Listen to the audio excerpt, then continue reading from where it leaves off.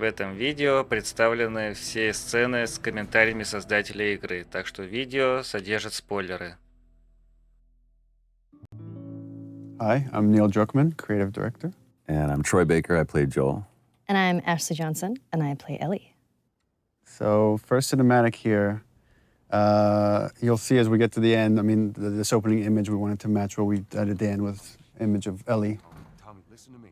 He is the contract. I think it's such an interesting thing to start off with, not only in the past, but also to start off basically. Yeah, that's one of the things we were discussing as we're iterating on this opening sequence, because it used to be, it was all seen through Joel's eyes.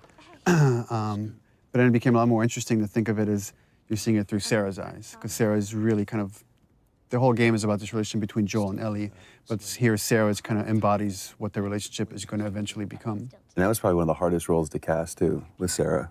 Yeah. There were a lot of people that came in, and I love that this scene was, you know, that was one of the audition scenes. And it was so amazing when Hannah came in that it just, I mean, what you're seeing right now, that was the chemistry, and she was amazing. It's like, kind of like a younger Dakota Fanning. Just, there's an old soul behind those eyes. Yeah, and she could turn it on and off between each take. Yeah, it was crazy. Yeah, she was crazy. She's amazing. It's always a little awkward, right? You have a 12-year-old someone on the set, and you're doing this pretty dark stuff. Especially with the way that we work, too. All right, let's hold off on some of the jokes today, guys. Good. You started helping out with the mortgage then. Yeah, you wish. And this piece of music, actually, we were struggling to find which piece to play here. And then Gustavo wrote this thing for the VGAs just to play before we showed the trailer. And right away I heard it, I was like, that's got to go in the opening. This is the theme kind of like the relationship between Joel and his daughter that later becomes the theme between Joel and Ellie. Pelican Drops, Pelican Drops. the name of the band on her t-shirt. And where did you get that? My daughter came up with that. My 2.5-year-old daughter named one of her dolls that. And we're searching for a name for a band. I'm like, I got a name for a band.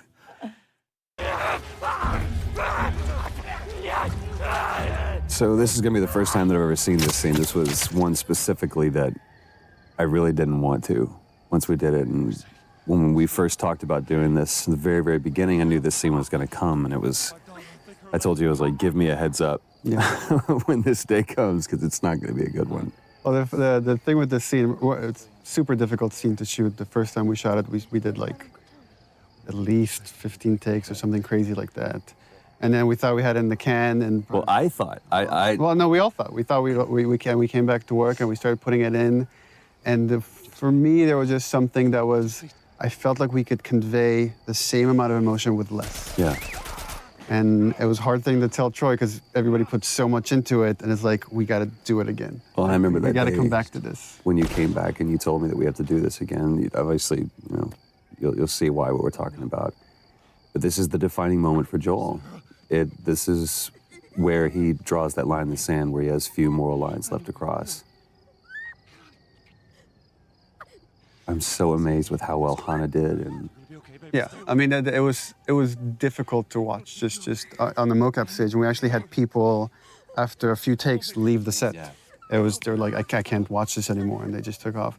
But from a story standpoint, it's so important to show just what the violence does and how it like rips apart this family. well, then especially a lot of times in video games, you see blatant violence, but when you personify it and you put it on a face, especially that young face, and you see the devastation that just one life lost can do. And it's just, I mean, this was such a hard day. It was such a hard day for both of us. I mean, it was exhausting for her. It was exhausting for me.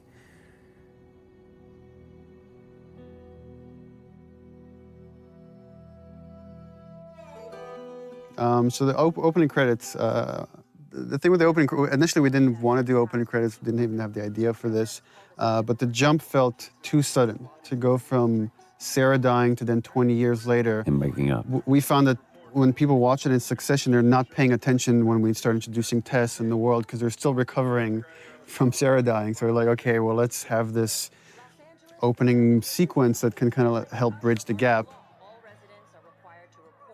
And just had the idea of just seeing this time-lapse video of fungus growing, because so much of the disease and the outbreak is based on this cordyceps fungus that spread through spores. So we contacted a group at Sony San Diego who did this whole opening sequence for us, and they actually got these fungal kits where they grew fungus like in their bathrooms and filmed this over like days to produce this thing. So everything you're seeing is actually it's real. It's not CG. It's not. It's all organic. except for the spores at the end, which are CG. Everything is real. This whole journey is like a dreamlike state, and you constantly see people waking up. And you see this multiple time with Joel, and it's as if he's like remembering the past. He's always having these bad dreams throughout the game. That was always something that we had to keep in mind when we did this scene, because we shot this before we shot Sarah dying scene. So it's kind of like we knew that those were going to be in one way or another kind of butted up against each other. But this is such a great thing. Again, this was in the audition thing that we did when we were trying to find Tess. And when Annie walked in, it was just like, she walked in as Tess. We saw a lot of different people for that. And this was just such a great, because the relationship you see from going from Sarah and Joel to now Joel and Tess, it's just, I don't know, you see everything, like the house that he was in before was nicer. He looked nicer, and it's not just the years have passed, but those years that have passed haven't This been also kind. gets into something interesting for me as a writer, which is you have a certain notion of characters or how you want the structure to be, and then once it's interpreted through actors like Troy, it changes. Like I've always imagined as Joel doesn't really care for Tess. He's completely shut down, and Troy treated it differently, which is I think he really cares for Tess, and even though he might not show it, and we just kind of embrace that. And you kind of see that later when Tess gets infected. That wasn't how the scene was originally envisioned, that Joel has such a reaction, but it became a lot more interesting to own that. Well, and also how much this relationship changed over, I mean, time and different writing iterations and just conversations that we had about this. Even, within just in the last month or so, we've had conversations about this. It's like, what is their relationship? Because we never define it. I think anybody else would have put it on the nose, they're lovers or whatever. There was one note that you gave, it's like, for one specific take, and it said, let's just assume that there was a fight last night over what, we don't know. This is that moment afterwards. So it was like this awkward tension between the two of us. But there's no like loving embrace, there's no kiss that Joel and Tess have. It's just such an interesting relationship. And the challenge was to try to, how much can we convey just through nonverbal interaction? Right. Our first torture scene. And it's with the lovely Robin Atkin Downs, which I was just joking and saying that it's not a Naughty Dog game if Robin isn't getting the shit kicked out of him. He's been in every game since Uncharted 1. We just put him through the ringer on this one. Poor guy. It was important to show just how far Joel has come, from the father you see in the opening sequence to here is a man that is willing to torture someone to just get But it's what so is essentially interesting. money in this world. Right, but it's interesting because he's like that brutal enforcer. It's kind of like that scene in LA Confidential where he's Russell Crowe. She's running the show. She's the dominating one, and I'm just brought in to be the muscle. She's the brains of the operation. Yeah, clearly. Stop! Quit your squirming. That's all Robin's expressions too. It's so great. They did such a great job with the facial. Yeah, it's important to note also, all the facial is hand animated. We don't use any facial mocap. We find that we get better results with our animators. And it almost becomes one-to-one. Yeah. It's just genius. Here it is. Wait for it. Give me a week. I might have done that if you hadn't tried to fucking kill me. Vote of hesitation. It's gonna cost you. I can't. We re-edited that. We used to show the break, and actually it was less brutal than when we didn't show it. When you didn't show it? Yeah, when it's left to your imagination, it's a lot worse. Yeah, but just you can see the way that his arm's positioned. But yeah, you're right. This is so revealing, not only about the relationship, but about, again, who Joel has become. To go from a father who just cares about keeping his nose down and keeping the job and playing by the rules, to being a guy who could just literally break some guy's arm over guns. It's just crazy. Come on. Yeah, fuck those fireflies. Let's go get them. She loved doing that scene too. Annie loved that. She tried not to smile every time. And I love it's just business as usual. It's back to it. It's like, all right, so now what? And we're about to meet very talented Merle Dandridge. Ah, Merle. Now, here's something interesting about this. Again, going back to the audition, that process.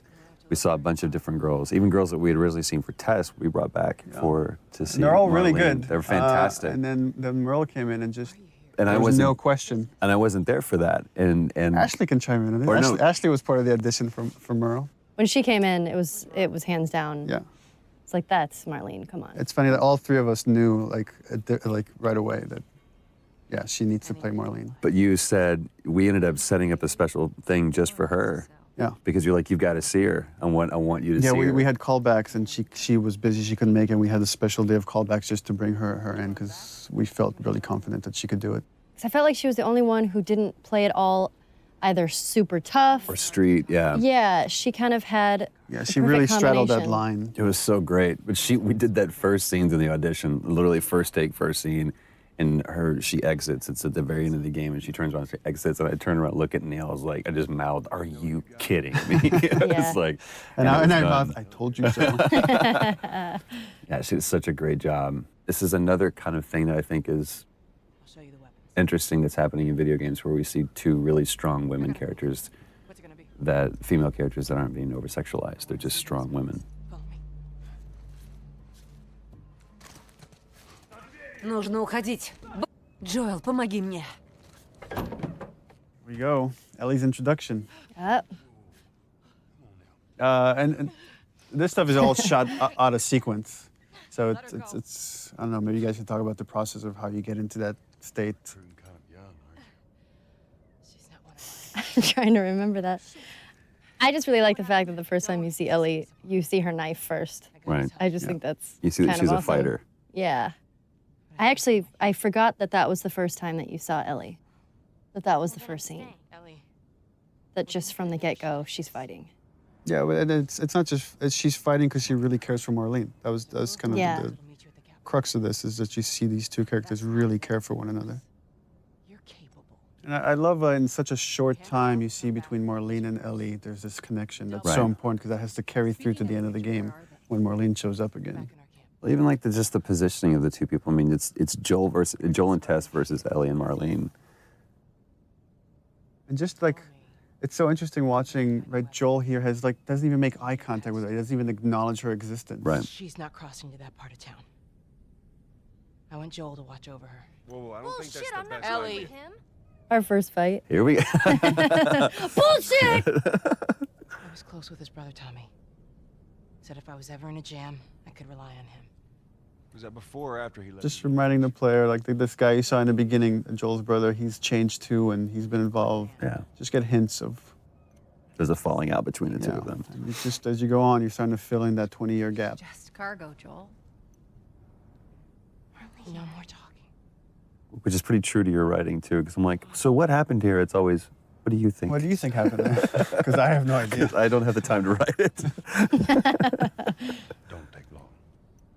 And you, stay close. For Joel, right, that's a hint. It's like, I don't want to be around this kid, Right. right? Because some subconscious part of him knows I could get hurt here.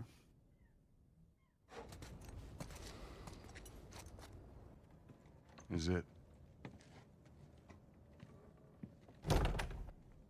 First moment alone. What does Joel do? Time for bed. Takes a nap. I'm tired. What are you doing? Killing time. I do really like this scene. Well, what am I supposed to do? I am sure you will figure that out. It's a great moment. It's another one of those moments too where it's like, it just feels like Joel is just always exhausted. Like this world is just bearing down on him. But I love that moment too, where she points out the watch, where we get to establish that watch that. Yeah, and Sarah that's something gave we me. didn't have in the beginning. That's actually something we inserted after the fact. Not for this scene, but there's another scene where we have that. But I also love, like you said, the kind of the juxtaposition between Joel and Ellie, to where Joel's just, like you said, weary and exhausted, and you have this total opposite, almost antithetical thing of like this naivete and this childlike behavior that's wanting to explore. And it here shows up in this. she's talking about having bad dreams, like the idea that they're both carrying this baggage with them. And it's how they first connect. Look how dark it is. Can't be any worse out there. Can it? What on earth do the Fireflies want with you? Hey. Sorry it took so long. Soldiers fucking everywhere. How's Marlene? What a great moment. He finally addresses her, finally connects on that level, and that moment's interrupted. Well, it's also the first time kind of Ellie, if you think about it, opens up to him. She's saying, I'm scared, right? That was the subtext of that question. That's true. Go get some guns.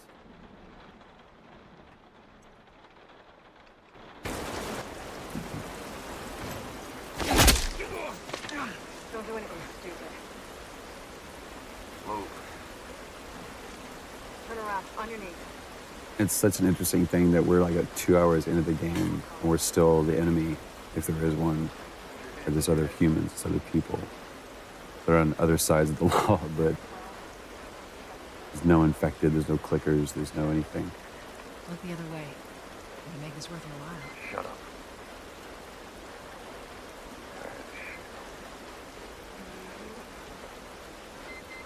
What's ETA? Couple minutes. Love the attention to detail, the rain falling off their faces. She's the one that strikes out first. Then it's interesting how Joel instinctively, when a gun is pointed at Ellie, he acts. Yeah.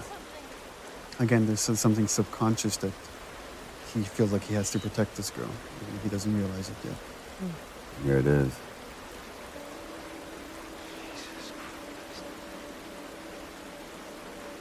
Marlene set us up.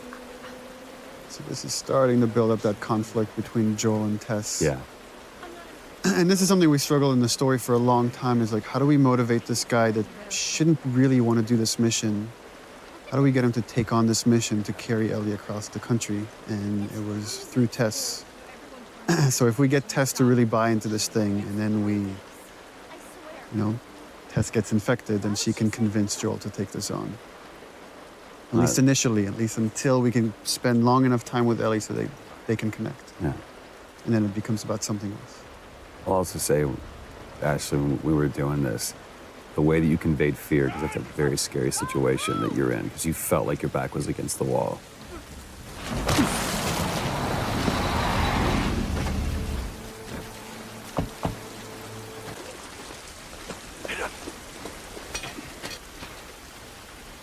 This is where we really, this is where we can show you the difference between Joel and Tess. Yeah, because you're starting to see Tess really kind of buy into this, and you see some hope. Well, the thing I like about your performance here is you really get the sense of the conversation she's had with Marlene and the struggles she's been going through the past 3 weeks. She said that they have their own little quarantine zone with doctors there still trying to find a cure. It's where you see just deep inside how much Tess is desperate for any kind of redemption.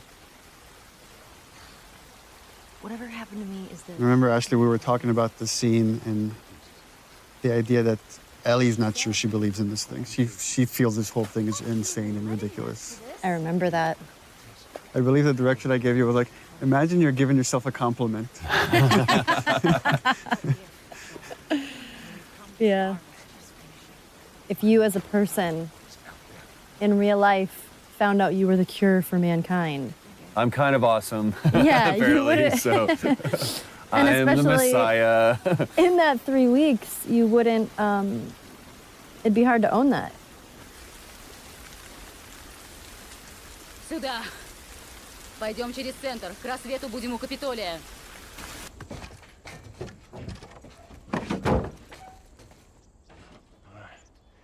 Now watch your step as you're going out, because it's going to be a little... Little brat. I love the dynamics of this scene where it's like Tess has this secret, right? She's bitten. She's not telling Joel or anybody yet. Joel here for the first, again, he's connected. He can't help it. Is that everything you hope? It's the first time he's like saying something semi-nice to Ellie. But there's still this layer of cynicism behind it. Can't deny that view. Come on, this way. But he gets taken away by that childlike wonder. And this is something we added after the fact, the watch. The watch wasn't, we didn't have the watch at the time. Yeah. And Joel was just crossing his arms, and I asked the animator to like, oh, could you just flip his wrist and have him look at the watch? Yeah. This moment is reminding him of Sarah. Yes, ma'am. I love that it's almost a warning from Tess to Joel, like kind of like last words. It's like this determination, and you're not sure why. What's Yeah. different now, Tess?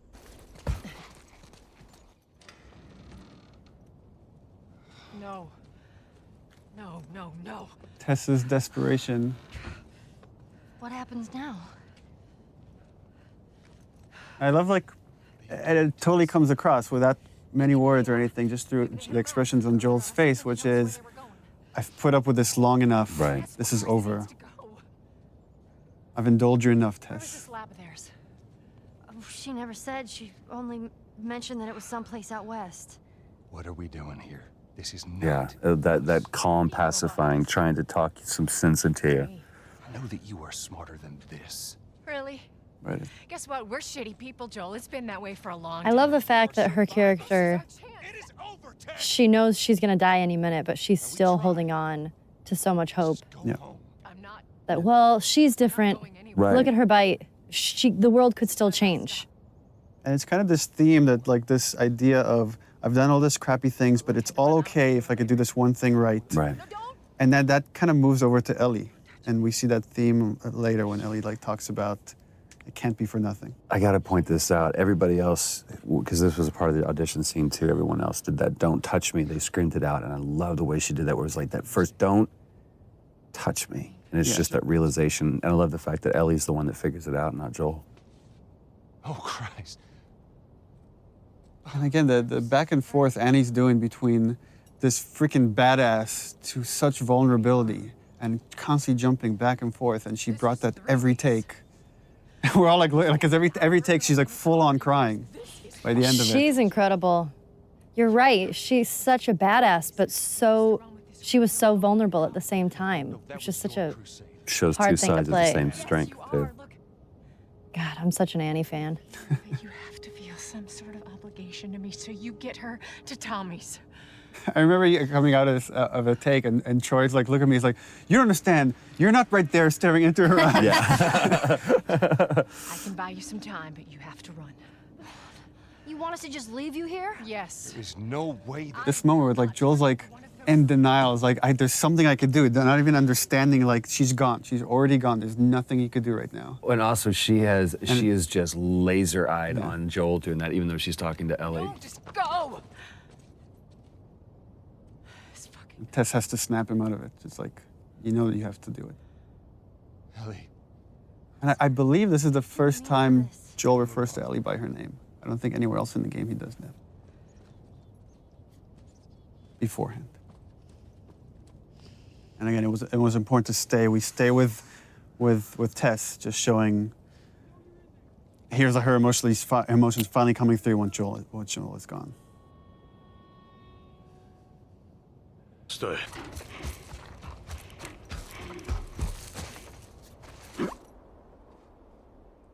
Like how I don't remember if we talked about this, but Ellie has just this, clearly a problem with authority where somebody's telling her what to do. Yeah, for sure. I think that also, I have a problem with authority. So that came out a little bit in Ellie. Tess. I don't even know what Here's how this thing's gonna play out. You don't bring up Tess. Yeah, that's so. Joel knows what he needs to do to survive, which is just let go. Needs to let go fast of these things, or they will kill you. Don't tell anybody about your condition. They That's think you're great. crazy little I love that he refers to And lastly, you do that as her Condition. what I say. He can barely acknowledge. Just he's still Trying to search for the term for it. You being the whole cure for humanity thing. Good. I love that he Close says enough. good, but the subtext is clearly like, all right, good enough. Yeah. That's all I'm gonna get out of this kid. Good chance he could get us a car. Okay. Let's get a move on.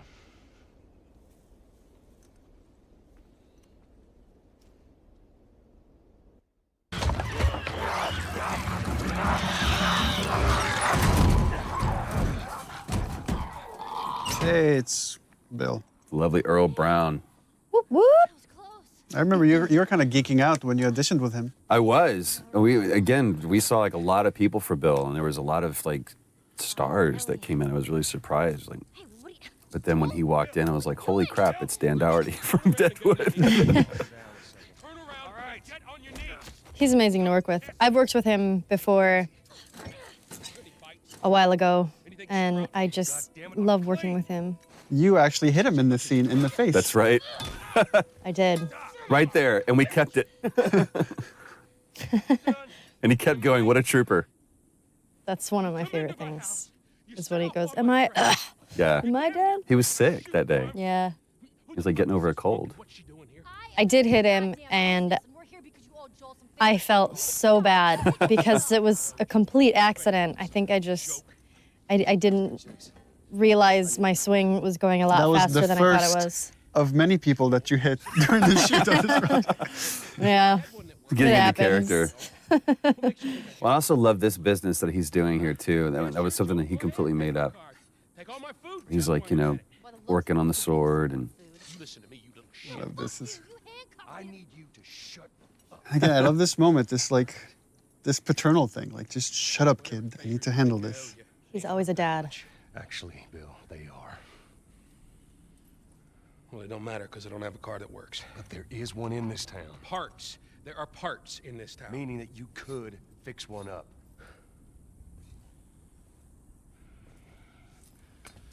All right.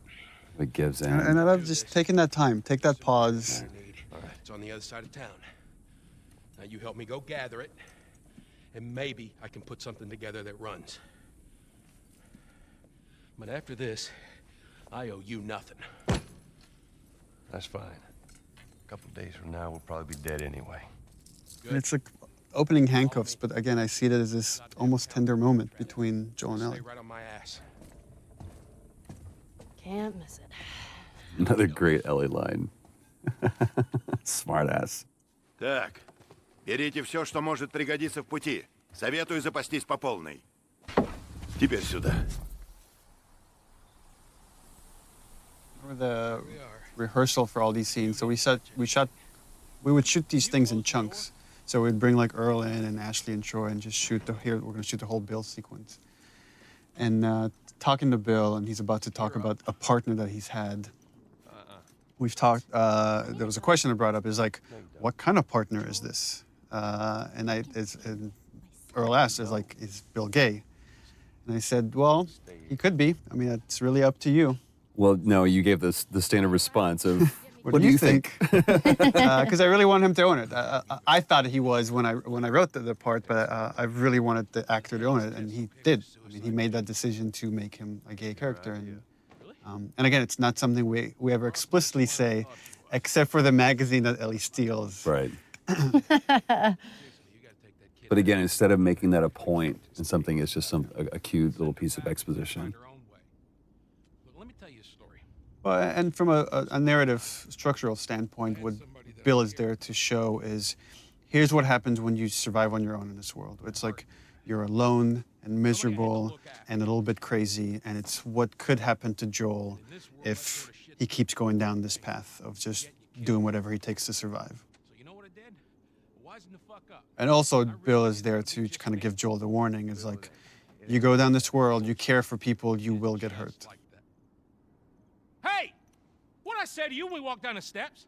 And that's where Ellie has stolen a bunch of Bill's stuff. I love that flips him off. God damn it.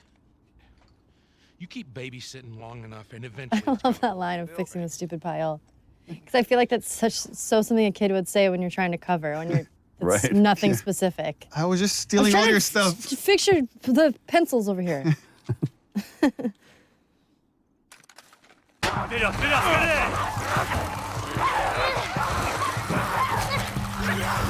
Oh, this is the one where we abused Troy. And I was like, you have to fly face first into the ground. And he's like, but I should roll. No, fly face first into the ground. Yeah. It was like, well, if I roll this way, then actually, they're like, it looks too ninja when you can't do it. So I literally just had to eat shit time after time again. It's like seeing stars. It was great.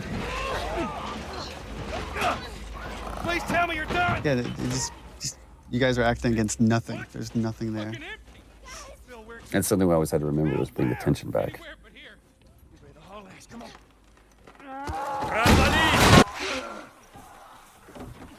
Love too that he closes a glass door like that's gonna do much. Yeah, right. So that worked out well. Oh, the thing I love here is that, that Bill constantly brings up Tess, not knowing that Right. Tess is dead because Joel doesn't want to talk about it. Right. But here it gets to Joel. And this is something that you guys actually just improvised. That wasn't in the script, this big fight that happens here. It was much more low-key in the script. Yeah, once he brings up Tess, that was something we kind of keyed in on. Jesus. What, you know this guy or something? Frank, Who the hell's Frank? he was my partner. They're both kind of lying to each other. If you think about the previous scene, right? He mentioned this partner, but almost like I didn't care about him, I let him go, and you realize that's not the truth at all. He Right. really cared for this guy, and this guy probably left him. Yeah. He's got I love how clinical he is about this. here. But that look on his face says everything.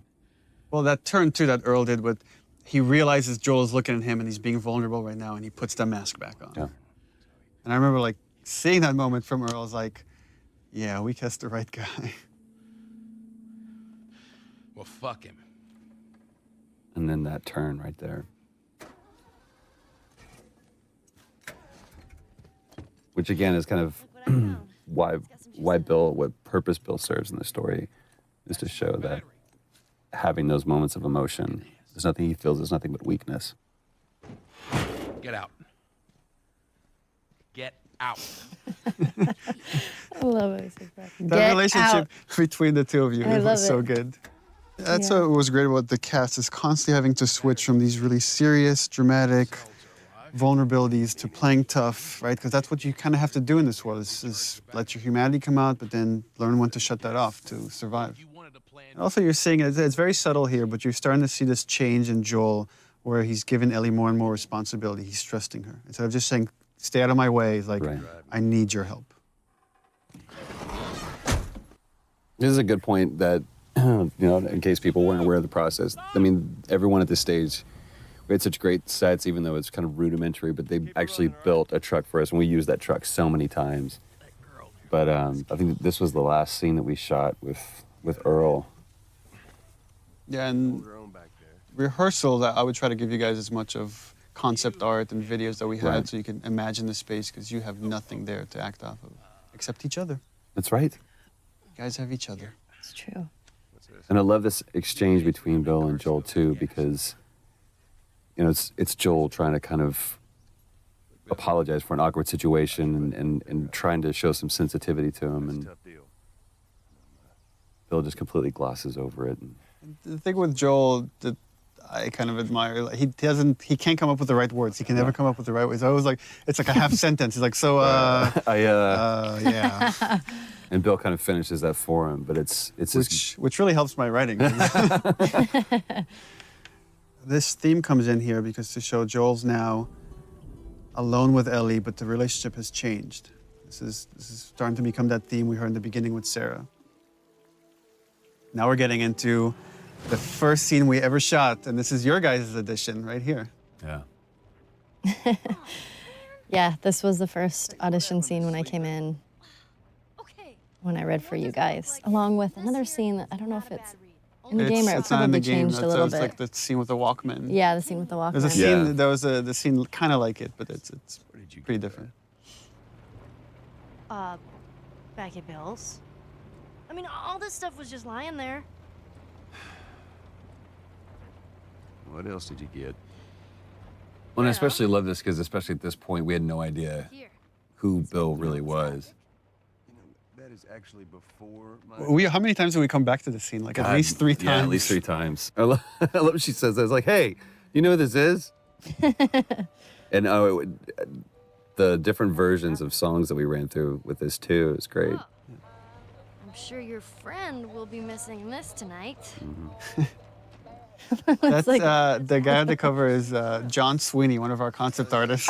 That's awesome. Is the centerfold also his penis? We should have that unlockable. You could see what she's looking at. Yeah. Get your subscription to Bearskin Magazine today. I'm just fucking and the awkwardness of that moment. But it's also such a great moment of levity between the two of them. I don't know, that's kind of a way of her complimenting him or trying to bond with him. Yeah. And it's something I was very conscious of when like writing this stuff. It was like, this is making me uncomfortable here on the page. I have to leave it as is. Yeah. That's your litmus test. Yeah. I love that. Not even tired. Cut to, passed out. This is the first scene, because it was part of that reveal trailer. It was the first scene that I ever saw put together fully, and I was just absolutely blown away how good it looked. It was the first time I'd actually seen, real flesh and bone put on Joel and Ellie. And the yawn we added after the fact. I remember that. Because we were like, she doesn't have a yawn. She should have a yawn when she wakes up. And then you were yawning on the set, and we're all yawning because it was contagious. I know, just watching that, I just yawned. I tried to be quiet about it. I love that this moment of silence and kind of peacefulness is broken up by this. So Joel knows this trick. He knows it because he's done this before. Right. Poor John Bentley. And I love, again, how that music is playing not as a score, but coming from the car. It's just great. I believe that was Ruben that we hit and Yeah, had that him was Ruben. fly off the truck like that.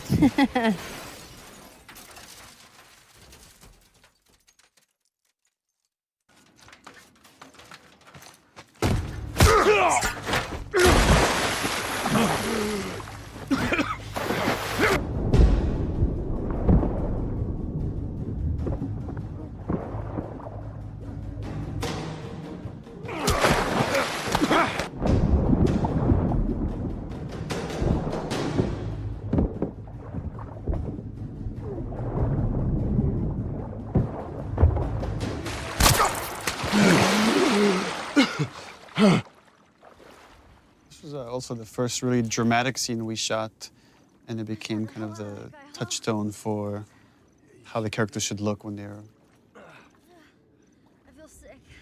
really pushed. It's so interesting when she's, again, it's this moment of vulnerability where she says, I feel sick, and Joel's, again, being very didactic and pushing her away.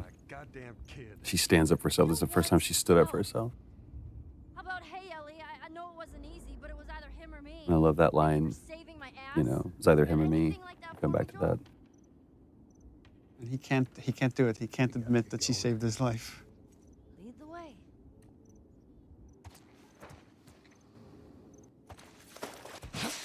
So this is, in the story, the first time Joel really is trusting Ellie and seeing her as pretty much an equal to him. That he has to rely on her to survive in this world. This is one of the first cinematics that we saw too, and we just, it's still one of our favorites. We keep coming back to it and laughing, because I love this exchange between the two of them. What about me? You stay here. This is so stupid. We'd have more of a fucking chance if you let me help. I am.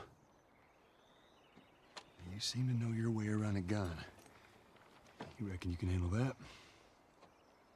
Well, I sort of shot a rifle before. He's like, shit, rats, that's it? Fuck. BBs. I love that line. Oh, shit, here's what we gotta work with. We usually avoid these kind of cameras that rotate around something that are trying to do too much, but it felt like this moment kind of needed it. I love It's a weird parent-kid moment. Yeah.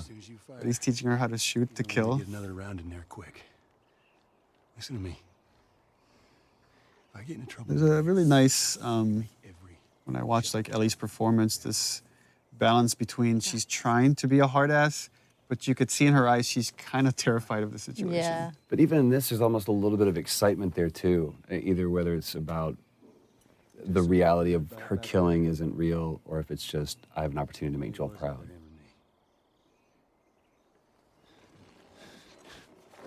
Opening up, opening up. You're welcome.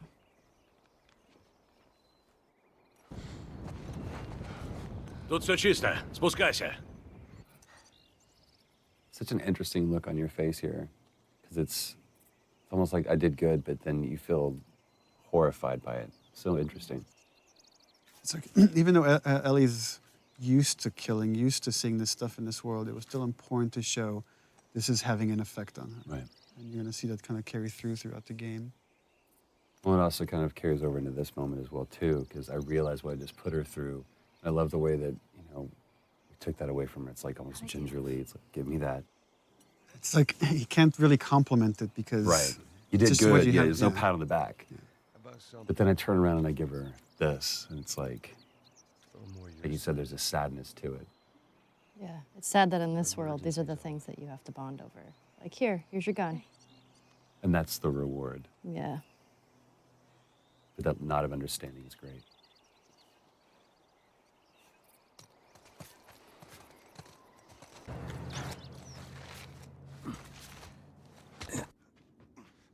Brandon and Najee. There you go. Yep. Brandon, I think, had the hardest audition of anyone. Yeah, no kidding. Because I literally almost took off his head. Not in this scene, not punching him. That fortunately was done by Ruben Langdon, who can punch way better than I can. Leave him alone. And Najee, too, when he came in red for Sam, that had that... It's all right. They're not the bad guys. Lower the... Just this kid that's kind of terrified to live in this world. Yeah. Man, you hit hard. Yeah, well, I was trying to kill you. And these two characters are really showing... They're kind of a mirror of Joel and Ellie's relationship. If you haven't noticed, they don't keep kids. And it's another warning for Joel, like this whole arc for Henry and Sam of what's going to happen if you stick with this girl. You're going to go through what these two characters are going to eventually end up.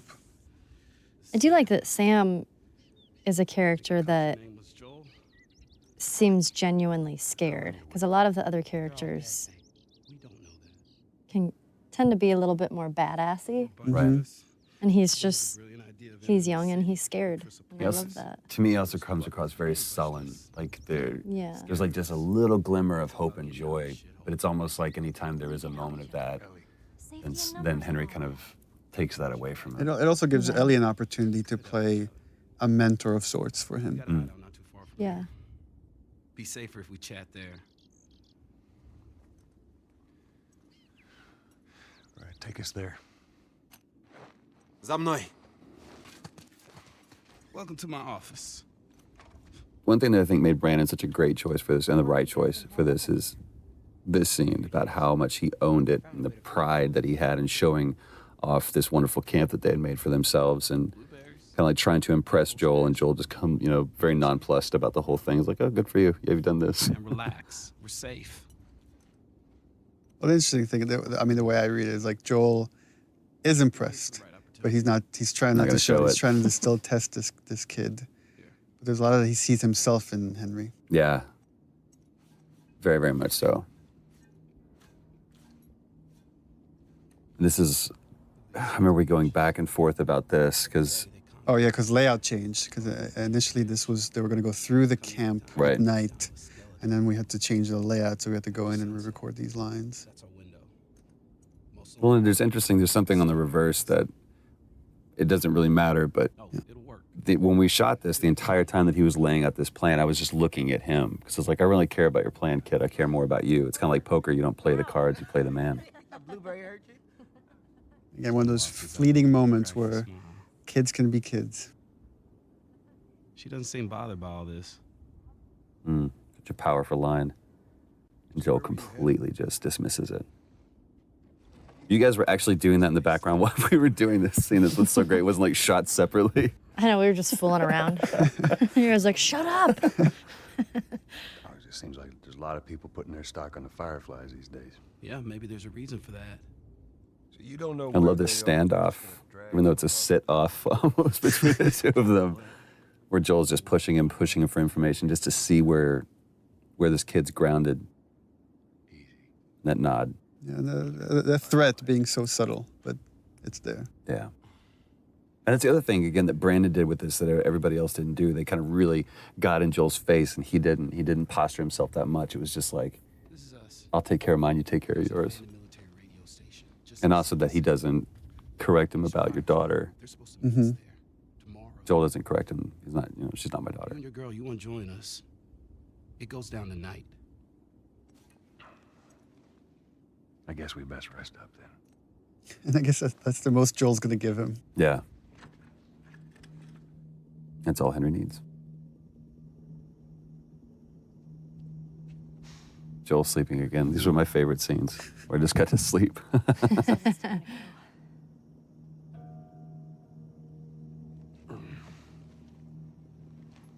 No, we're gonna be moving fast, okay? And the idea of these two pairs that are coming together. God, they were just such great brothers. Brandon and Najee did such a great job together. Так, держитесь рядом, ясно?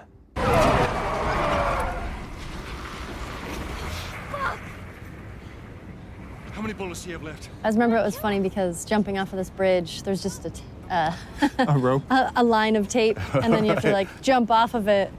Because So we it were was both funny. stepping over it at first. They're like, no, this is like 50 feet down. I was like, right. oh, so we got to do a whole thing. It looks ridiculous what we're doing. It's like, with our arms above our I head. know. And this part where you're in the water, we had you on a cart. That's right. And we were, just like, pushed you wheeling around. across Yeah. mocap stage. It was actually pretty violent being on that. It was. It's pretty scary.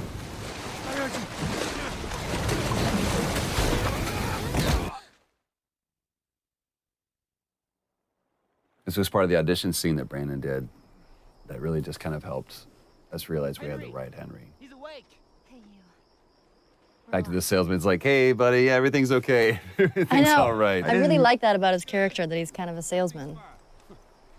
You know, Sam's the one who spotted you. You guys are taking quite a bit of water. What's wrong? Henry! Get back, son! Hey. He's pissed, but he's not gonna do anything. You sure about that? Stop! He's confident. He knows he can calm you down, but he needs Sam to stay out of the way. Right, just in case. Yeah. Chance of making it, and you did.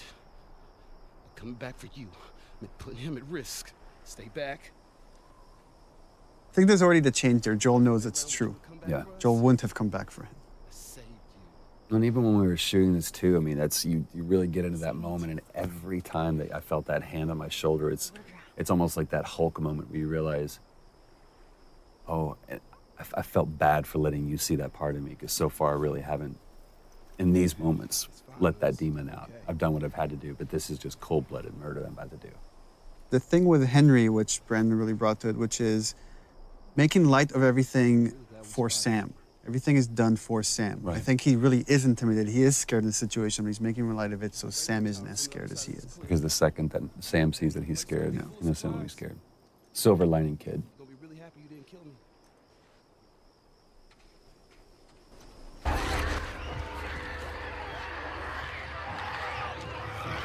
This is the longest Short cinematic scene. in the game.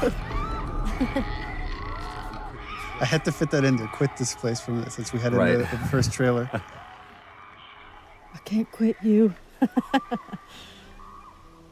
remember when we first, the very, very beginning of this, when we like did the first table read through this and everything, and we talked about, I asked if there was going to be a moment of just a light shining through in this darkness, and you talked about this scene, and at that point it was just really kind of just real easy brushstrokes of what it was going to be, and it really came into fruition and became this Well, all the characters here have their guard down. It's kind of unique because usually somebody's lying or somebody's hiding something. Right. And here's like, everybody has their guard down. They're just talking about motorcycles. You two deserve a little privacy. And you were really giving too on this. We spent a lot of time on this, and there was this one scene where you just kind of let me ramble about you know, to where we really feel like we're coming midway into a conversation. I don't remember what was said, but it was just this cool moment. But you went more into the details of like with Tommy and where you went and the States and all that stuff. I think that really helped kind of make this, the following takes much more natural. Right, without all the rest of that stuff, the preamble being there. But I love the turn that he gives right here. It's like the kids have gone to bed now, and we can just talk like adults. Worst part about it all. Animation and lighting, right? If you don't capture these looks in the eyes, this scene doesn't work. Right. The thing that I love about this is that he's set up a little office for himself, kind of like what Henry did. You know, it's this, I'm being official, trying to be a grown-up. But he's still a kid, and we see it in this moment. I really enjoyed working with Brandon and Najee. Just having them on set was so much fun. They're such Naji good especially, dudes. like Naji's a trip. hilarious. we're doing this crazy scene and we like cut and then he's like just starting dancing or Yeah. singing whatever, YouTube hot song at the moment. Yeah. Song bombing us all day. They were so much fun. I just adore them too.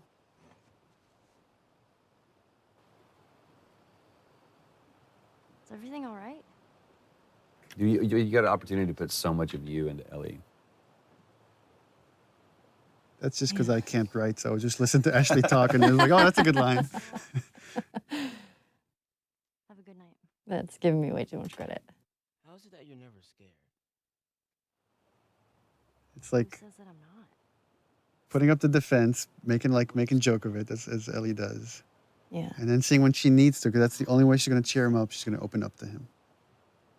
And also, she kind of throws out that bone, like, scorpions are pretty creepy. That's not what I want to talk about. Being by myself. Which again, all this stuff she's saying here plays into what happens later when she finds out Joel's trying to give her away to Tommy. Yeah. Those things out there. What if And it's kind of the same thing we're seeing with Tess, to where she was, again, she knows what's going on, he knows what's going on, but it's looking externally for some kind of either comfort or hope or answer or something. We're a team now. And then they just always come up empty. I guess one thing I'm just thinking about now, which is all the stuff Sam is going through because he's bitten, is probably the stuff Ellie went through when she was first bitten, because she thought she was going to turn. And it just happens that she was immune. But so that's what she kind of, Do you think that's true? all these realizations she's had. I go back and forth. I mean, I'd like to believe it. That's a powerful thing for essentially It's kind of kid to sad because say. that's not what Sam wants to hear. He Right. wants to hear that it's all going to be all right. Right. But she doesn't realize that's what No, he death is terrible. It's a horrible, painful process, and you're all alone. I almost forgot. There. If he doesn't know about it, he can't take it away. All right. This did make me sad because, I'll see you tomorrow. he spent that whole night alone. Mm-hmm. Like, Oh, You yeah. Henry didn't go back in there. I let him sleep in, just like. Yeah, let him sleep in. Oh. And that was the last conversation he had. And that always made me so sad after I read that. Because I was like, oh. Yeah, I didn't even think about that. And what would have happened if Henry had gone in there? I mean, the fact that Henry wasn't there, I mean, plays into, the culmination of this scene where he's just racked with guilt. I mean, one thing we were very conscious of when putting the story together is we would have these really kind of dramatic moments that change the characters significantly, and then we would cut to some more time in the future. Yeah. And so you don't get to see right afterwards what happened to it, and then you get hints of how this affected the relationship, which is what you get into the next gameplay sequence. And this whole thing is, it's a huge change in Joel here, because now he sees, this is what's going to happen to me. The same thing that's happening to Henry right now is what would happen to me if I'm going to keep going and let Ellie get hurt. Yeah. And it's like after this moment, he makes the choice, like, I need to give her to Tommy. Oh my god. Sam? Oh no. I have no idea what that would do to a person to actually see that, to have to do that. Yeah, I remember talking with Brandon about this when he's saying it's all your fault. He's not talking to Joel, he's talking to himself. Yeah. Oh, okay, easy. Yeah, the thing that's cool with this piece, Gustavo's music, is that you're carrying that weight. You're carrying the weight of that emotion of everything just happened onto the next scene, which even though they might not be thinking about Henry and Sam right this moment, but it's just that feeling is lingering going forward. I own that shirt. I'm pretty I sure still think we am. should sell off our mocap suits for charity. Unwashed. Jeffrey Pierce, Who's the lady says? Ashley Scott. Sorry, Ashley Hart. Oh, yes. Ashley Hart. She was married. We didn't know the place was occupied. We're just trying to make our way through. Through to where? They're all right. But you know these people? Know him. He's my The goddamn. chemistry was so good between The two of you them. and Jeffrey. It was amazing how well, and I mean, Jeffrey's just a few years older than me, but it was interesting playing the older brother to him. And yeah, we felt like brothers immediately. It was crazy. Oh, well, Jeffrey came, I mean, we almost cast Jeffrey Yeah. as Joel. And then once, like, months later, we needed to cast Tommy. I was like, oh, Well, what's Jeffrey Pierce doing? That's what he meant. Thanks for not blowing my head off. Would have been embarrassing, considering you're my brother-in-law. And Ashley Scott, she came really close to being cast as Tess. And Yeah. when we needed Maria, I was like, oh, We Ashley got the Scott. perfect person. There were no auditions for these roles. I love this awkward setup of this is how he meets his sister-in-law. How he meets Jeffrey's, or Tommy's wife. Story. Why don't we bring him inside? And you just get to see here now how Ellie's starting to become more secretive. Well, also, it's like Guarded. the way they're standing and everything, it's like Ellie's kind of alone now. Like now it's like Joel is with Tommy and... There's no one familiar with Ellie. Ложная тревога! Это свои!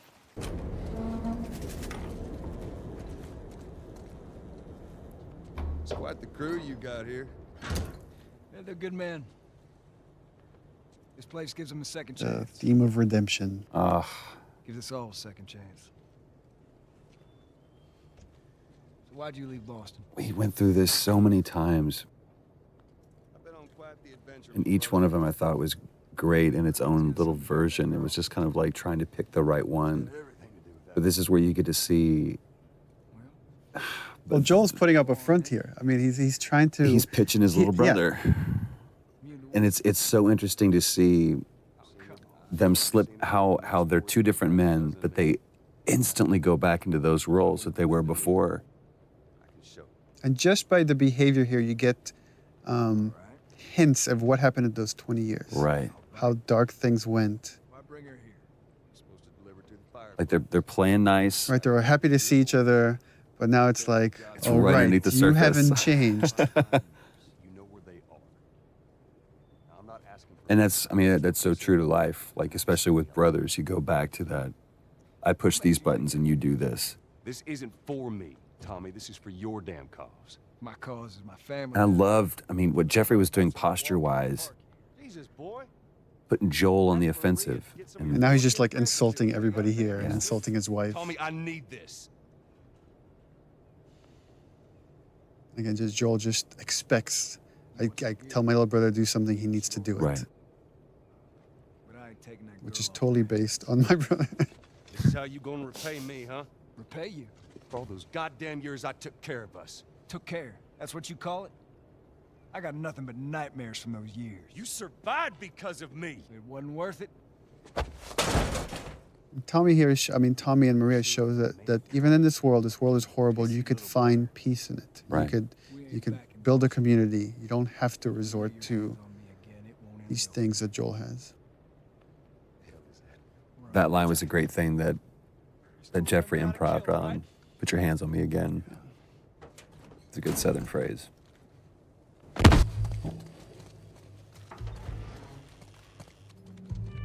You okay? Yeah, I'm fine. Joel! Oh man, they were coming in from every direction. Then Maria was like, "We gotta run." That's where you see Tommy. Tommy realizes for the first time that Joel really cares for this girl. This isn't just a job. And that's where he has that change, and he's like, oh, crap. I need to talk to you. This is why he's asking me to do this. Absolutely not. You tell him to go find somebody else. And again, it's just such a real moment between a married couple. It's like What's that all about? honor and doing something for selfishness and everything else. That doesn't play in this world anymore. Those are archaic ideals. Tell you where the lab is? I don't want you to go out there because you're going to get killed, and we don't owe him anything. Because I'm sure all she knows is the 20-year-old Joel, 20-year-old version of Joel. Why would you risk your life for that guy? You hate him, essentially. One fuck up and then I turn into one of those widows, okay? And for Ellie, it was important to show that she could just read Joel. She has this bullshit detector that, just by the way he's answering her questions, she understands exactly what he asked Tommy to do. Maria. Here we go. Love this moment. Here we go. If anything at all happens to him, it's on you. The posture and everything. He knows he's in the wrong. He knows he can't ask Tommy to do this. Yeah. She's thankful, you know. Yeah, I know. I'll take that girl of yours to the Fireflies. You don't have to worry about it. He really cares for you. It's best this way. There's so much more behind it, though, than that, than just care. It's Tommy showing that he's the bigger man, that he's the better man. That he's allowing his brother to be shallow and selfish. I mean, I think he knows what his brother's been through. And he knows why he can't go through that again. Which way? Come on. Она только что ускакала. This is probably my favorite scene. What a long day this was. Boys, movies, deciding which. I honestly think this is one of the best scenes that you wrote, Neil. It's bizarre. Get up. Because it says so much about this world, and especially Ellie, where she's at, and realizing how different and how much of a chasm there is between this world and that. I agree. Goddamn stupid. Well, I guess we're both disappointed with each other then. What do you want? I think I really like about this scene is that they're both kind of, I guess, being selfish in a way, and yet it's coming from a place because they really care about each other. Like, they don't understand that they both have been through horrible things, and they each think what they've been through has been worse. I love that she calls him out on that. What are you so afraid of? How many close calls have we had? Well, we seem to be doing all right so far. And now you'll be doing even better with Tommy. Not her, you know. What? And it's like the stakes are high, and it's like, okay, well, then I'm gonna drop this bomb. Not her. Mighty thin ice here. It's like, how many years has it probably been for Joel since he even like Don't bring thought up about that it, name. mentioned it? You have no idea what loss is. I think Joel's thought of that name every day, but I don't think he's heard it said. Has either died or That shove that you gave that was nowhere in the script. fucking except for you. I think that came out of frustration, definitely, because when we had come back and we couldn't find it, and I wasn't necessarily frustrated with you, I was frustrated with us in the scene, and I was like, oh, fuck. It's so cold of Joel to do this, and I've had people on the team ask me to remove this part, that he's being too cold, and I'm like, no, it's like, because she's being so vulnerable and he's having these feelings, he's trying to shut it down.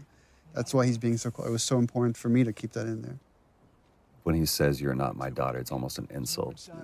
And it's kind of the opposite of what he's feeling. Порядок. В доме чисто. This scene was such a great opportunity to show even just like all these mini arcs with characters. You know, we don't have a lot of time, and we're not gonna, we can only tell Joel and Ellie's story. We can't go into such detail with Bill and Tommy and Tess and Marlene. But you get this great resolution between these brothers because you get the full arc of it in just a short amount of time.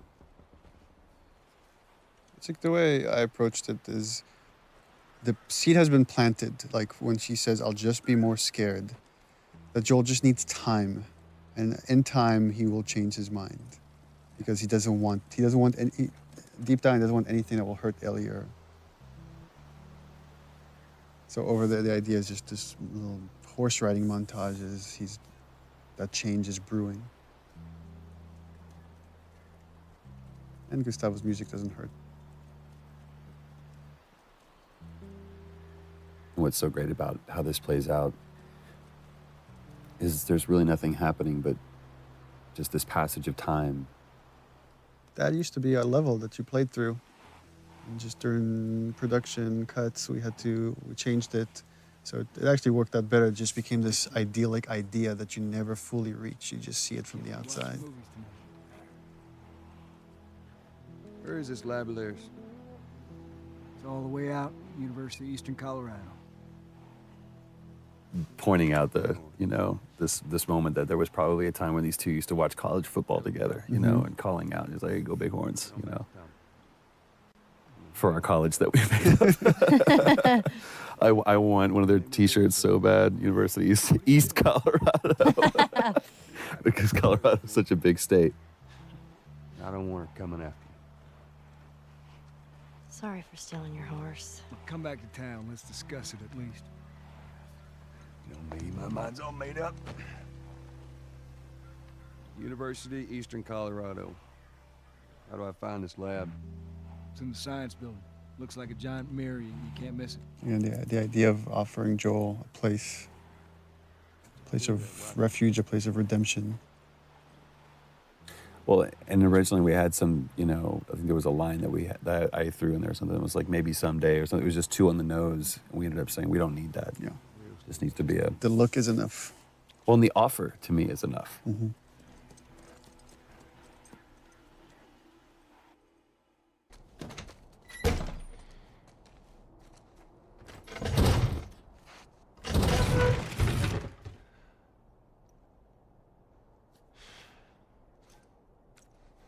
About to hear Steve Bloom. Lovely Steve. Silk-throated Steve Bloom. Looking for the fireflies. They've all left. Yeah, no shit. I'm dead. Or I will be soon. Got me What a macabre scene, though. I love that Ellie's just kind of thumbing through things. She's pretty frustrated with not having found the fireflies, not knowing where to go. Man, I love Steve Bloom's voice. He makes me want to clear my throat. trying to save the world. It's mean. Good luck with that. Do you know where that is? I know the city. Is it far? Again, this is where we really start kind of getting the sense of how Joel and Ellie are just chasing their tail. There's, chasing a phantom. Oh!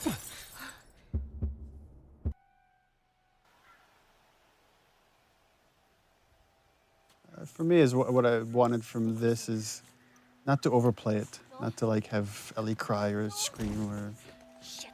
Joel, here. There's probably a lot of panic that happened between this moment and the next. Well, and what We're a great line too. You got to tell me what to do. When almost the entire game she said, "Don't tell me what to do." And here is where we've been lying to everybody when we've been saying you don't play as Ellie. That's right. Yeah. Asked point blank. Do you play as Ellie? No. I know.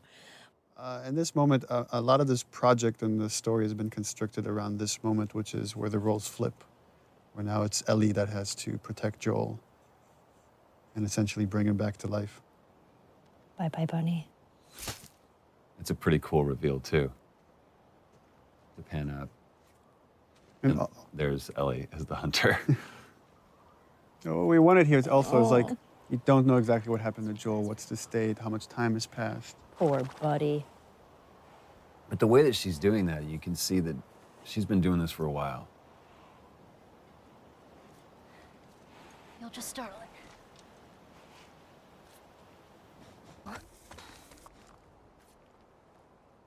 Remember how tired your arms got holding that bow stretched? That bow, it was so heavy. And I remember that I was shaking and I was like, hey guys, this is really heavy. There's David. Nolan North. Nolan North, ladies and gentlemen. Ruben Langdon is James. Ruben Langdon, ladies and gentlemen. Sorry.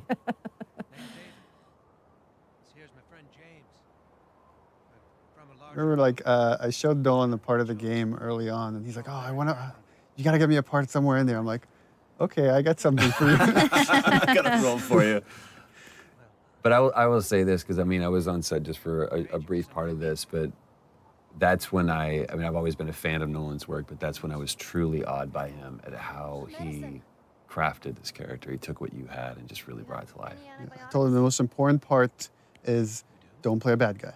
Yeah. This guy's charismatic. We have to believe that people will follow this guy. And that Ellie could trust him. Yeah. Buddy boy can go get it. He comes back with what I need. The deer is all yours. Anyone else shows up... You put one right between my eyes. That's right. It just shows what versatility Nolan really has. Yeah, that voice, It's so comforting. it is very comforting, but it's interesting now that I'm hearing it, knowing what we went through. I get, it's a little unsettling now, hearing it. 'Cause I'm like, ugh. Back up.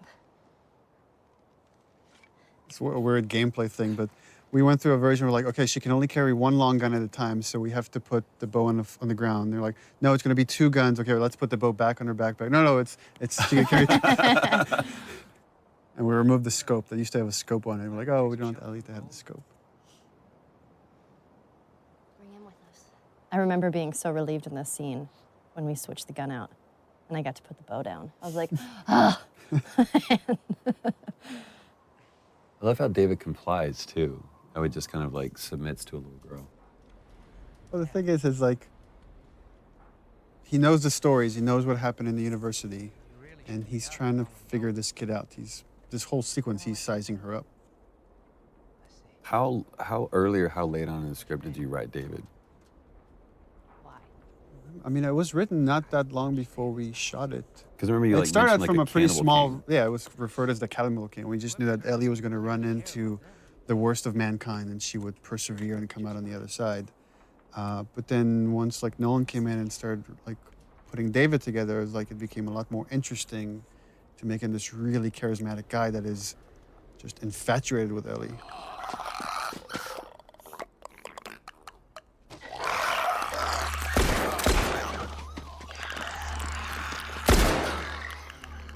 Like now when things get real, you see who kind of glimpses of who he really is. Because there is that moment in that other scene where he makes it seem like, okay, you're in control, but she never was. Yeah. Had some practice.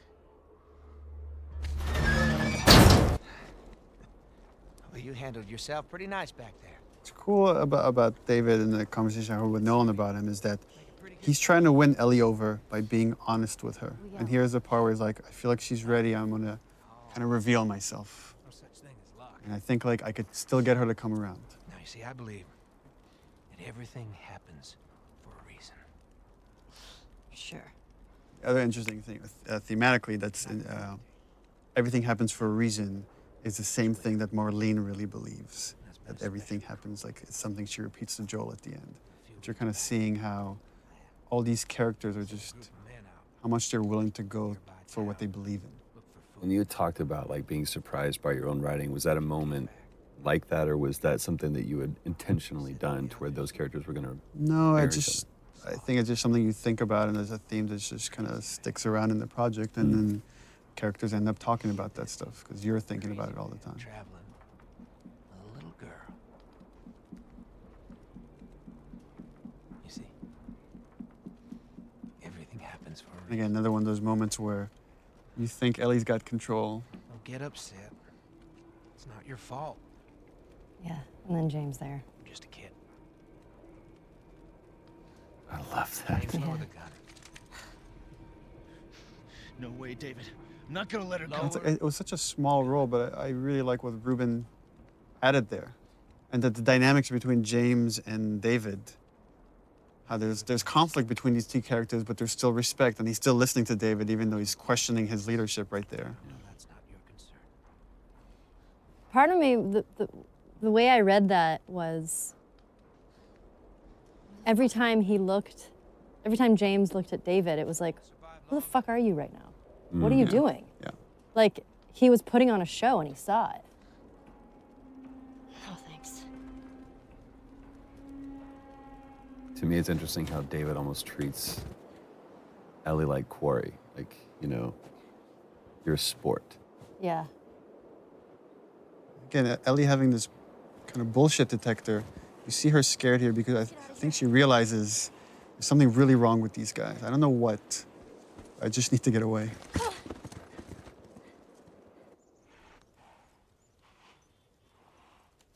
It's interesting from watching this, though, I would completely believe David. I'd follow the guy.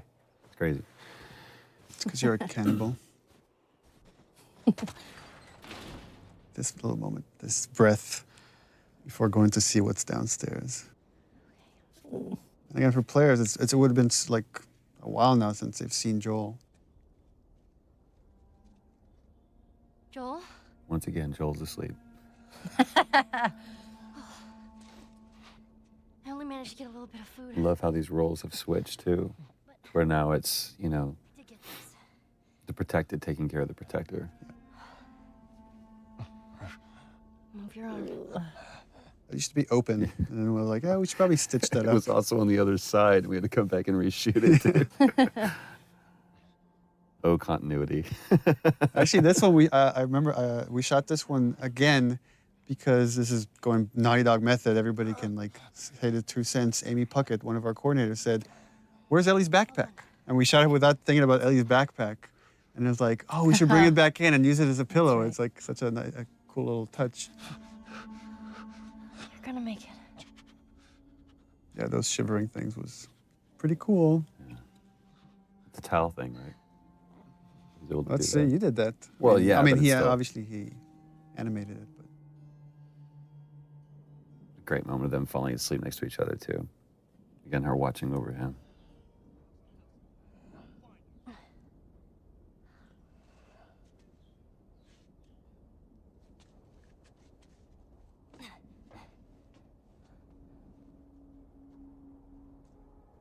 To me, you really get a sense of the oppressiveness of the world with all the introduction with all of these different kinds of enemies. It's like you feel like you're fighting this multi-front battle. It's not just these are the bad guys, and it's so clear. yeah, and just how much Ellie's now willing to put herself on the line to just get them away from Joel. Тише.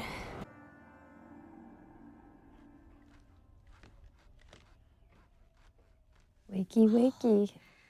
It's interesting how much audio has made all of this way creepier. We were watching it without audio. It's like the Foley of what he's cutting up and back and stuff there. Ugh. Time to eat. And that's the first time you actually see what it is, that you've heard them refer to it.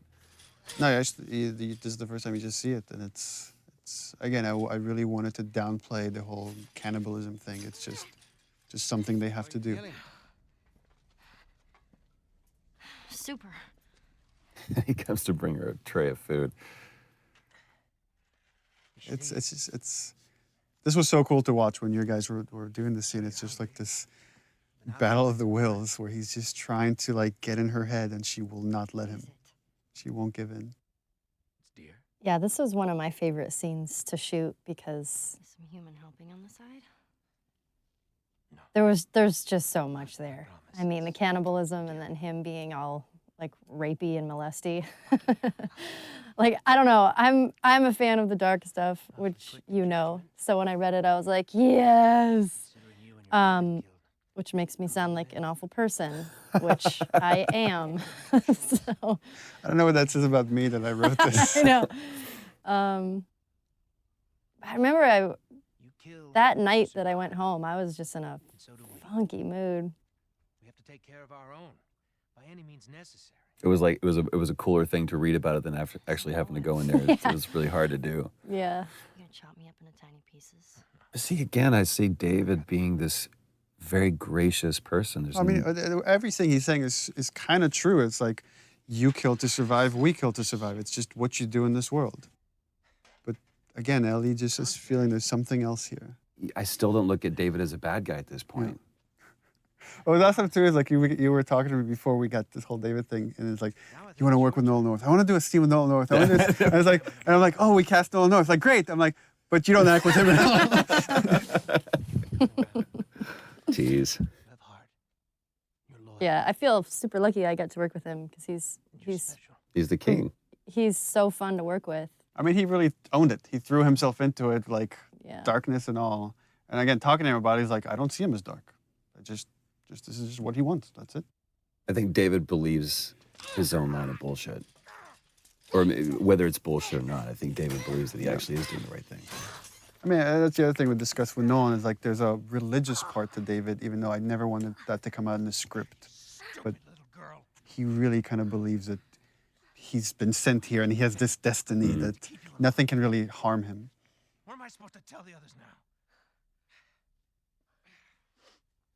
And you really took that on the chin that day, too.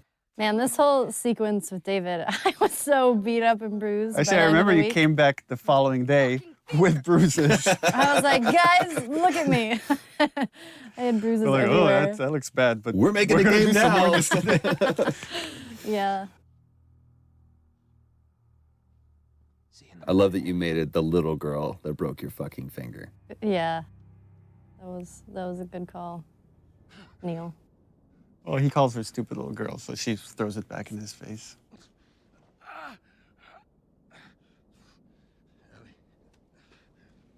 I also like that she gives him her name under her conditions, which is, I'm going to give it to you, but I'm going to insult you. Right.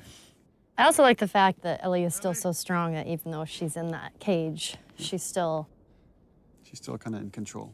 Yeah. But it's a much stronger, that's a different strength than you'd shown anywhere else in the game before. It's like that winter was a really, really hard winter for you. Here's another funny scene. Well, and you're wrong. I did get to actually act with Nolan in this. Nolan was a trooper and let me torture him. Although we did record over his lines with Liam O'Brien. That's right, the lovely Lob. The lovely Liam O'Brien. This actually is my favorite scene in the game. Is it really?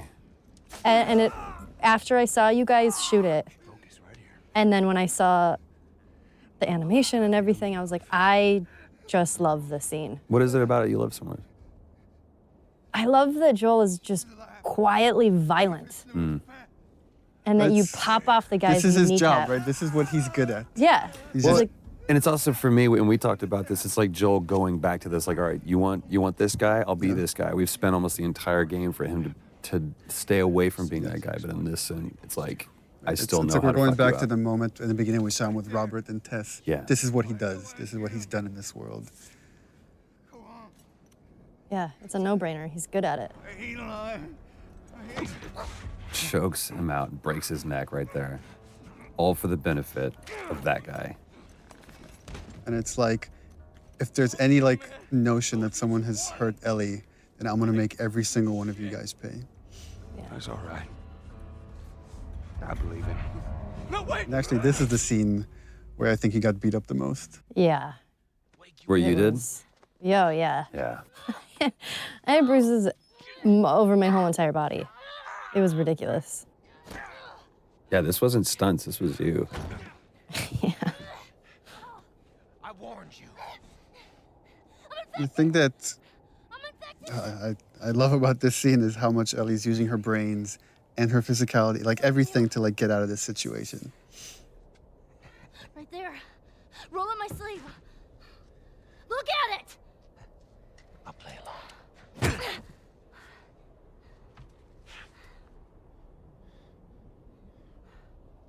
What'd you say? Ruben helped so much during this part because choreographing sort of all of the little movements were so particular. And I think everybody sort of knew at this point that I kept hurting people. So Ruben was like, you have to give her the foam knife because she will hit me.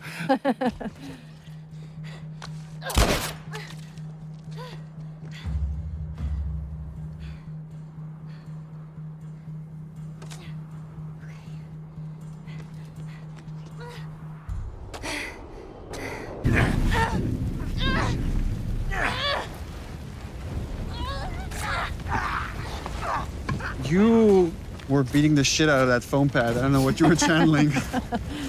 I have a lot of anger. Stop! Stop! Fucking touch me! It's me! It's me! We did very few takes of this. This was like maybe 3 takes. Yeah. I just felt like so intense with each one. It was like, yeah, we got it. That's enough. It's the first time that, Ellie and Joel, like, embraces that physical contact. And it's such a great choice, I think, for you the dialogue wasn't important. Yeah, it was just a gesture. So it was like, just let the music take over. And it's the same theme from when, his daughter dies. Something really dramatic happens and we jump in time.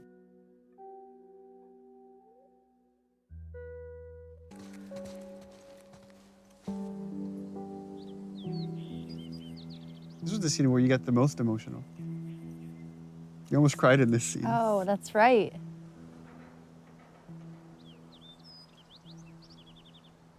don't have to do this. You know that, right? First time Joel questions the whole idea of this mission. But in a different way, though. Before it was, why am I wasting my time doing this? And now I'm saying, maybe that's not what we need. Maybe that's not the answer. Maybe it's not worth it. Well, yeah, it's not worth it. But I love that this comes off of what you said was one of your favorite moments, which was the giraffe sequence. That fleeting moment where Ellie gets to be a kid one last time after the whole David sequence. And how you even played that visually with, you just kind of catch the very last end of the giraffes moving there. So here we go.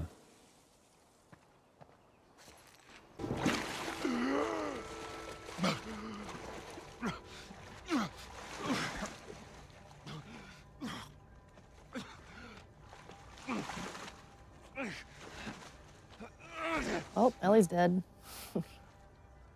And I'm sure it was such an intentional thing to call back to the very beginning, to where Joel finds himself in this situation again. And after everything that we've been through, it's like, I won't go through this. And Hands in the air. just again, that irrational, maddening, desperate calling for help. I need. From this point forward, it's like the beginning backwards, where if this is the point Sarah dies, like now you're about to do the Carrie sequence. Yeah.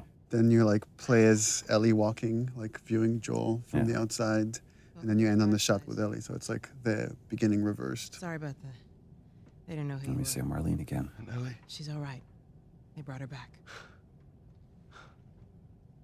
The discussions I had with Merle about this scene is, again, her desperation to find someone that will understand, that will empathize with her decision to kill Ellie to save humanity. And she's hoping she could get that out of Joel because he's the only other person that has cared for Ellie the way she has. And she can't get it out of him. I just think it was such a great way to bookend, to kind of start and begin with Marlene. And it's so great that they were able to capture just the strength that she has, even when she was sitting in that chair. Yeah. And again, she's completely empathetic, even though she's supposed to be antagonistic. It's a very similar line to what David says. You don't have to worry about her anymore. We'll take care of her. I worry. Just let me see her, please. You can't. She's being prepped. This is one I've always seen Joel in the most parental role. Surgery. The doctors tell me the cordyceps, the growth inside her, has somehow mutated. It's why she's immune. Once they remove it, they'll be able to reverse engineer a vaccine. Yeah, her performance here was just stellar. So flawless. It does. I remember talking with the music guys that were putting a lot of Gustavo's music in, and the first few passes were, there was this dark music that was playing here once Marlene reveals that Ellie's gonna die. And I was like, we can't play Marlene as bad because she's not bad. She's not. I mean, she's trying to save everybody. And if anything, I told him, was like, you can go dark with Joel. Because again, when Ellie's life is on the line, Ellie's in danger, he lets himself slip back into the murderer, the killer, however you want to view it. It's so interesting. I wonder how many players, like, especially in this moment right here, how many sided with Marlene and how many think that Joel was actually the wrong one. It's like, dude, listen to what she's saying. At the same time, this is the theme of the game. For me right here is, as a father, you will kill everybody else to save your kid. And that has always been kind of the through line for me, is Joel's willing to go to the end of the line, meaning sacrifice humanity to save Ellie. Again, Robin Atkin Downs. Guess what's going to happen to him? But this was so cool, too, because, I mean, we've seen all the way through both cinematic and gameplay, you know, Joel is able to take on everybody, but just this moment of resolve that I'm going to wait for my moment. And it almost looks like he's a beaten, defeated person. Give me an excuse. And that grimace right there, it's like, no, he's not. Which way? Yeah, again, the way you've interpreted Joel is like a man who lets his emotions get the better of him here has to keep them in check. You see how like he wants to destroy this man and everybody here for what they're doing to Ellie, but he has to wait. He has to catch the right moment. Bam. And again, just such a brutal scene. There's no threat here. It's just time. Time is the threat.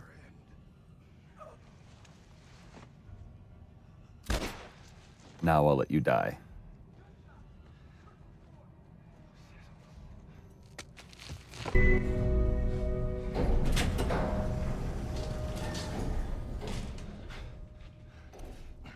This scene used to originally be all in the operating room.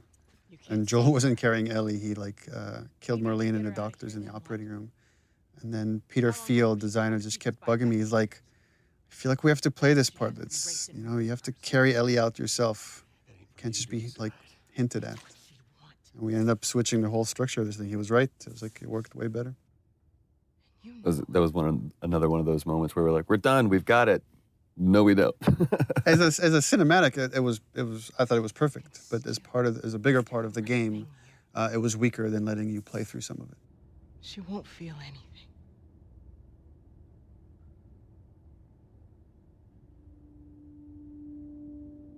Again, the only hesitation Joel has is that this is what Ellie wants. And it's such a great decision to show, just cut to this. Give the audience, the player, just one last moment of, well, what did he choose? Just to sit in that decision. It was also important to show the lie against the reality because the lie has so much weight here at the end. Throughout the game, Joel has never lied to Ellie. He might have disagreed or he might have dismissed her, but he's never outright lied to her. What happened? And for me, this was the moment I decided to lie. We found the fireflies.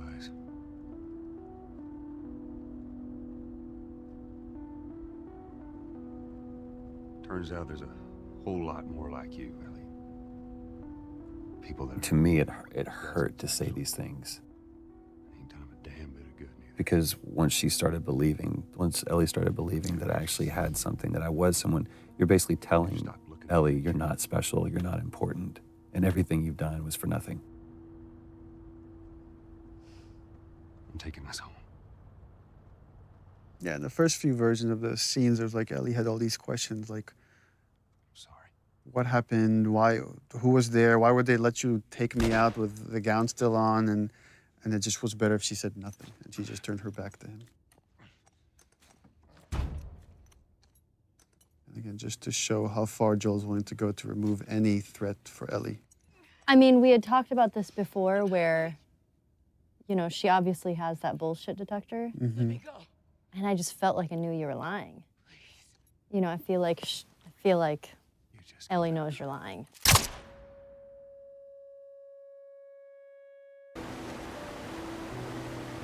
Да, давай помогу. Дай руку.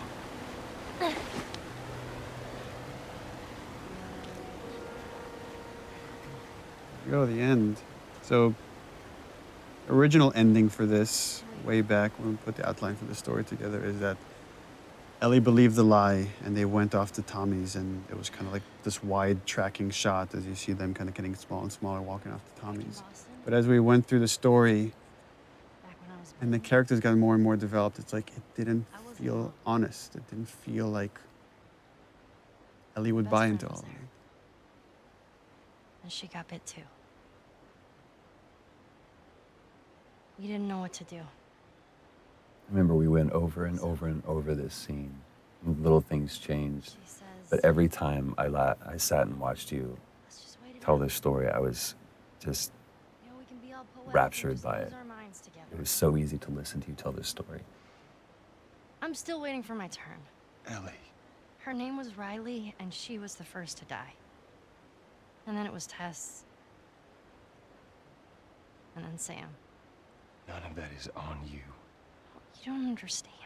I struggled for a long time with surviving. And no matter what, You keep finding something to fight for. Now, I know that's not what you want to hear right now. Swear to Interesting hearing arguments around the office about how people interpret that last line, the last okay from Ellie. Whether it's, okay, I believe you, or okay, I could put this behind us, or okay, I don't trust you anymore and it's over.